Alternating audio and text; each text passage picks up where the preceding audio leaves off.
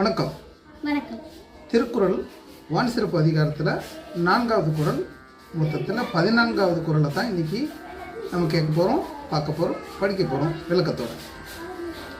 பார்த்துடலாமா? ஒரு முறை நான் படிச்சிடுறேன், அதுக்கப்புறம் சேர்ந்து படிங்க. ஏரின் உழாஅர் உழவர் புயலென்னும் வாரி வளங்குன்றி கால். இதுதான் அந்த குறள். இப்போ சேர்த்து படிக்கலாம்.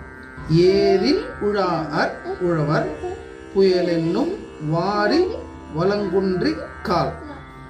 அப்போ இந்த குறளோட அர்த்தம் அதுதான். நம்ம மழை தான் எல்லாத்துக்குமே அடியாதாரம் இல்லையா? மழை. இந்த மழை எதற்கான அடியாதாரம்? விவசாயம். விவசாயம் இல்லைன்னா உணவு உற்பத்தி தடைப்பட்டு போயிடும். உணவு உற்பத்தி ஒரு சமுதாயத்தோட அடிப்படை தேவை. அது மனித சமுதாயமாக இருக்கட்டும், இல்லை எல்லா உயிர்களாக இருக்கட்டும். குறள் சொல்ல வருது, மழை பொய்த்து போயிடுச்சுன்னா நேரத்துக்கு விவசாயம் பண்ண மாட்டார்.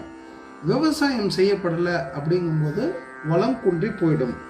விவசாயம் இல்லைன்னா உணவு உற்பத்தி பண்ண முடியாது. உணவு உற்பத்தி இல்லைன்னா யாராலையும் சாப்பிட முடியாது.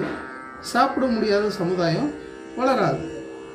மழை அப்படிங்கிற வருவாய் தன்னோட வளத்தை குறைச்சிருச்சுன்னா உழவு செய்ய மாட்டார் அப்படிங்கிறது தான் இந்த குறளில் வள்ளுவர் அர்த்தப்படுத்துகிறார்.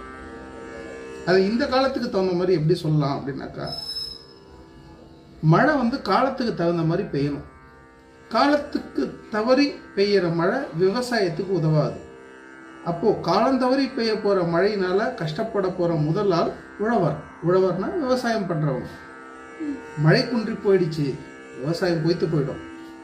மழை பொய்த்தா விவசாயம் பொய்த்து போயிடும். புரிஞ்சுதுங்களா? விவசாயம் பொய்த்துச்சுன்னா எல்லா வளமும் குன்றி போய்விடும்.